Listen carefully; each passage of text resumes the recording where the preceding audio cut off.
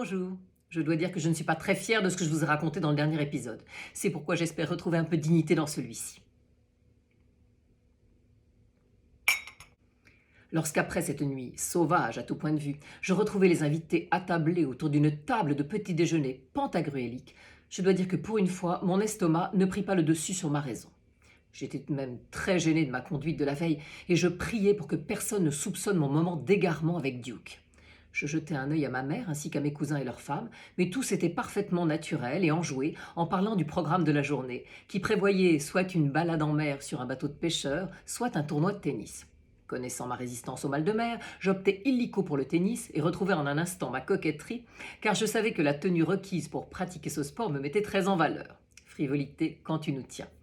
Nous étions donc en train de diviser les groupes pour les deux activités, lorsque Duke, que je n'avais pas encore revu depuis la veille, vint me prévenir d'un appel téléphonique pour moi.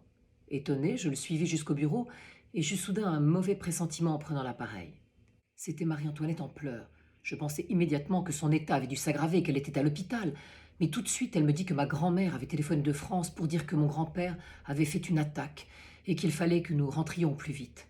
Je courus à la salle à manger pour prévenir maman et mes cousins, et en une seconde, l'angoisse tomba sur toute la famille. Notre escapade américaine, qui n'avait été que plaisir pendant 3 mois, se terminait de façon brutale et douloureuse.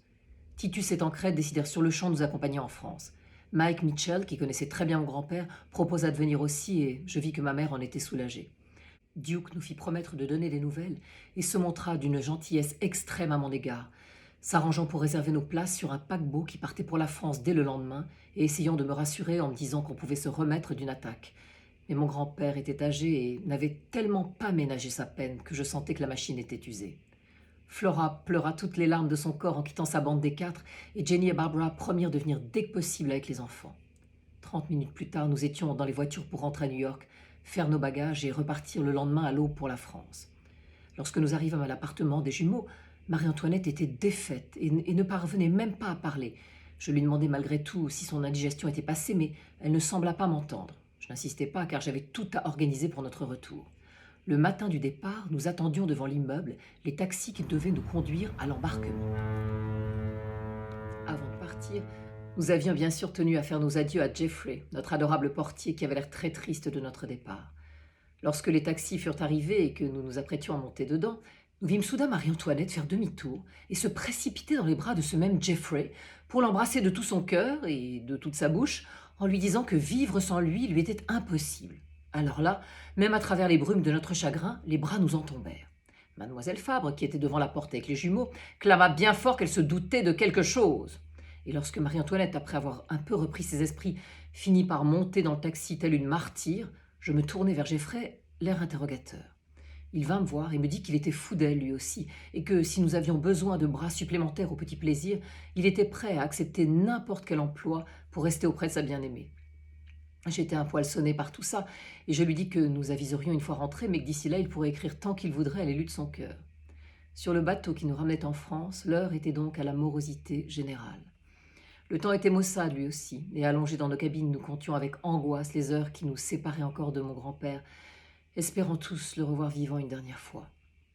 Le seul jour plus calme, durant lequel la nausée me laissait un peu tranquille, je décidai quand même d'avoir une conversation en tête-à-tête avec Marie-Antoinette.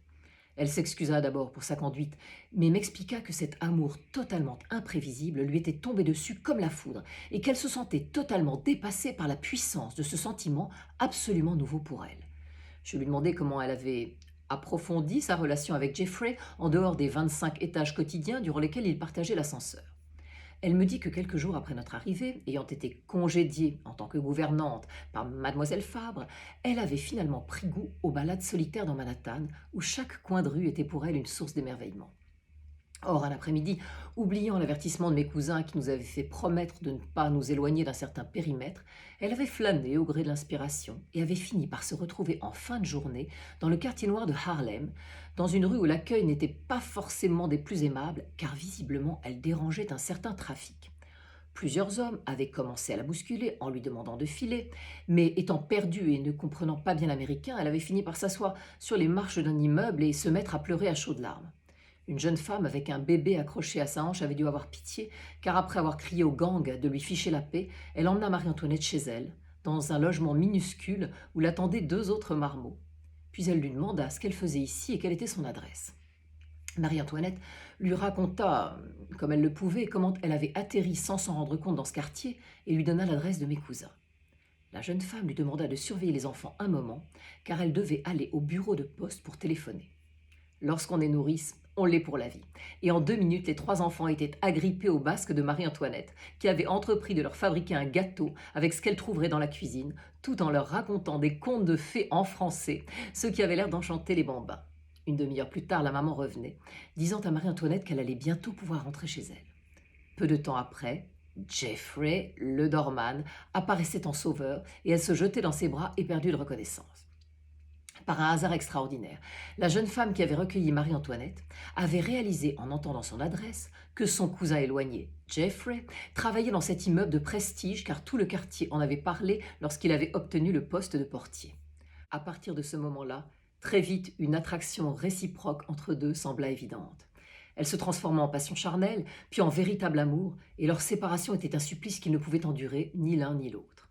Je lui promis de faire ce que je pourrais pour lui trouver un travail et le faire venir au château, et je crus qu'elle allait me casser 2 côtes, tant elle me serra fort pour me remercier. Enfin, après plusieurs jours de traversée, nous arrivâmes au Havre. C'est un Attila totalement bouleversé qui vint nous chercher.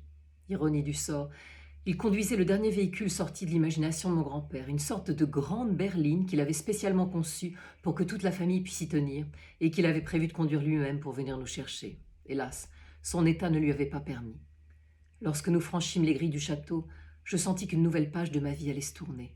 Ma grand-mère Épiphanie se tenait sur le perron avec une allure et une dignité exceptionnelles lorsqu'on imaginait l'angoisse et le chagrin qui devaient être les siens. Mon grand-père était depuis leur première rencontre sa lumière, sa joie, sa force, son roc, ce mot qui était aussi son prénom. Elle nous dit qu'il était épuisé et qu'il ne lui fallait que très peu de visites à la fois. Elle confia donc Flora à Sidonie, qui, folle de joie de revoir la petite, l'emmena dans le parc pour qu'elle retrouve ses animaux bien-aimés. Mes cousins attendirent leur tour au salon, et ma grand-mère nous guida, ma mère et moi, jusqu'à la chambre de mon grand-père. Contrairement à ce que préconisaient les médecins à l'époque, en faisant vivre les malades dans une pénombre permanente, la chambre était claire et donnait sur le parc, ce qui la rendait joyeuse en toutes circonstances. C'était d'autant plus étrange d'y trouver mon grand-père allongé, comme noyé dans son immense lit, lui que je n'avais jamais vu autrement que debout. Il avait les yeux clos, mais lorsqu'Épiphanie lui murmura à l'oreille que sa fille et sa petite-fille étaient là, il les ouvrit en grand et sourit de son fabuleux sourire, rayonnant d'une absolue bonté. Il demanda à voir Flora aussi et ma grand-mère courut la chercher. Lorsqu'elle fut auprès de lui, un peu gêné comme le sont les enfants face à une situation inhabituelle, il nous regarda tour à tour avec un tel amour que mon cœur explosait. Il nous dit qu'il savait qu'il allait partir très bientôt. Lorsque Flora demanda où, il lui dit qu'il allait rejoindre son papa au ciel car ils avaient beaucoup à faire ensemble pour protéger le monde. Et bizarrement, ma fille sembla le comprendre. Ensuite, il nous dit à toutes les 3 que nous étions des merveilles de grâce, d'intelligence, de courage et de bienveillance, que nous avions autant de force que les hommes, et que nous pourrions, quoi qu'il nous arrive dans la vie, nous débrouiller par nous-mêmes, car nous en étions absolument capables. Enfin, il nous dit qu'il nous laissait le plus cher de ses trésors, qu'il nous avait donné la vie à toutes les 3, sa femme adorée Épiphanie. Pas un jour ne s'était écoulé sans qu'il remercie le destin d'avoir croisé sa route. Il nous demanda de veiller sur elle pour qu'elle ne s'effondre pas et qu'elle continue avec notre aide à faire vivre ce rêve merveilleux qu'était le château. Il termina en disant que la vie n'était qu'un éternel recommencement et qu'il était certain qu'il reviendrait sur Terre sous une autre forme pour vivre d'autres aventures, mais que cette vie-ci avait été fantastique et qu'il n'avait aucun regret. Et il termina avec ces paroles. « Voilà ce que je souhaite pour vous du plus profond de mon âme. Vivez, aimez, bâtissez, donnez et ne regrettez rien. » Sentant qu'il se fatiguait, nous l'embrassâmes doucement et nous nous retirâmes dans un coin de la pièce pour laisser la place à mes cousins auxquels il renouvela toute sa confiance, leur disant que l'ensemble de ses instructions étaient consignées pour maître Mitchell qui lui attendait dans le couloir. Claudine, que je n'avais pas vue depuis des mois, arriva à l'instant d'Angleterre où elle vivait avec Andrew. Quel réconfort lorsqu'elle me prit dans ses bras. Elle envoya un baiser du bout des doigts à mon grand-père avant de faire un signe à ma grand-mère. Celle-ci demanda ensuite qu'on fasse venir très discrètement l'ensemble de la maisonnée en silence, car une surprise était prévue pour mon grand-père. 5 minutes plus tard, Attila, Sidonie, Marie-Antoinette, Hippolyte ainsi que toute la famille, plus Claudine et maître Mitchell, s'entassaient le plus silencieusement possible au fond de la chambre. Soudain, Épiphanie, radieuse comme si elle avait 20 ans, ouvrit la porte-fenêtre de la chambre en grand. Attila avança doucement le lit jusqu'à la terrasse qui donnait sur le parc. Et tout à coup, dans le ciel bleu dur, commença un ballet aérien inimaginable, dansé par toute la flotte d'avions qu'avait créé mon grand-père. Chaque pilote lâchant au vent son écharpe blanche, tandis que dans l'allée de gravier, une ronde de voitures rutilantes, elle aussi sortie du cerveau génial de mon grand-père, faisait briller leurs courbes voluptueuses au soleil, en klaxonnant comme pour une symphonie magnifique. Mon grand-père pleurait de joie et de reconnaissance.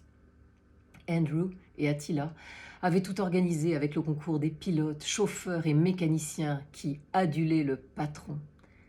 Le soir même, le cœur de roc, le bien nommé, avait cessé de battre.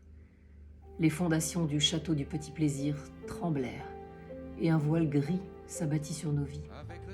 Mais nous, les femmes de la maison, aidées de tous ceux pour qui Rock avait été un modèle et un soutien permanent, allions unir nos forces pour perpétuer son œuvre et entretenir le souvenir d'un petit gamin de l'assistance publique qui, à la force du poignet, avait bâti un royaume enchanté, dépassant les rêves les plus fous qu'il avait pu faire. Oui, Archie, même sans l'avoir connu, vous admiriez mon grand-père. Oui, vous avez raison. Des hommes comme lui, on n'en fait plus. Vous voulez me prendre dans vos bras? Volontiers, Archie.